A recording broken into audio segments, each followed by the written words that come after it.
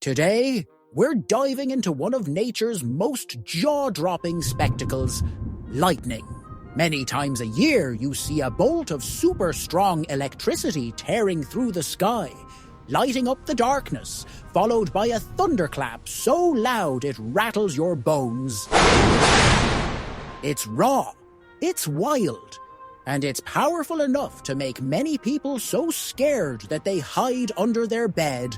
But have you ever wondered, how does this even happen? What's behind that incredible flash? Well, to save your precious time, I am going to break it all down in the next few minutes. How lightning is formed and what makes it so insanely powerful. Trust me, by the end of this, you'll never look at a stormy sky the same way again. First things first, what exactly is lightning? At its core, lightning is a massive burst of electricity that happens when nature decides to balance out some serious energy in the atmosphere. Every second, I mean literally every second, about 50 to 100 lightning bolts strike the Earth. That's millions every single day.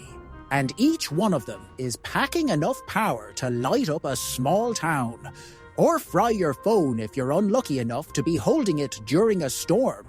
But to really get why lightning is such a beast, we need to start with how it's born. So, you might know, if you ever paid some attention in your science lecture, that warm air from the ground rises fast, carrying tiny water droplets along with it. And as it climbs higher, the air gets colder, and those droplets start freezing into ice crystals. Now here's where the magic the science kicks in. These ice crystals and water droplets start crashing into each other like bumper cars at a carnival. And each of these collisions strips some electrons, those tiny negatively charged particles, off one particle and sticking them onto another.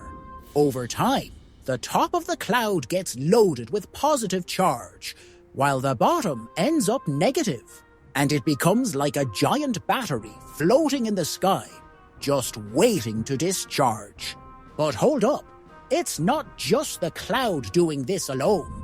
The ground beneath it gets in on the action too. You see, as the cloud's negative charge builds up at the bottom, it repels negative charges on the Earth's surface, leaving the ground positively charged. Opposites attract, right? So now you've got this massive electrical tension building between the cloud and the ground, or even between different parts of the cloud itself. It's like nature's version of a standoff, and something's gotta give. Here's the cool part. That tension keeps growing until the air, which, by the way, is a pretty good insulator, can't handle it anymore. And when the voltage hits a breaking point, sometimes tens of millions of volts, the air breaks down, and boom! A surge of electrons races through at insane speeds, creating what we see as a lightning bolt. That's the birth of lightning. Okay, so lightning's formed, but did you realize why it is so powerful? If you haven't, let's talk numbers for a second, because they're mind-blowing. A single lightning bolt can carry up to 1 billion volts of electricity. 1 billion! That's enough juice to power your house for many weeks if we could harness it. As for the current itself, it can hit 300,000 amps. Compare that to the 15 amps running through your wall outlet, and you'll see why lightning doesn't mess around. But it's not just the voltage or the current that makes it a heavyweight champ. It's the speed and heat, too. When lightning strikes, those electrons are moving at about 200,000 miles per hour. That's fast enough to circle the Earth 8 times in a single second.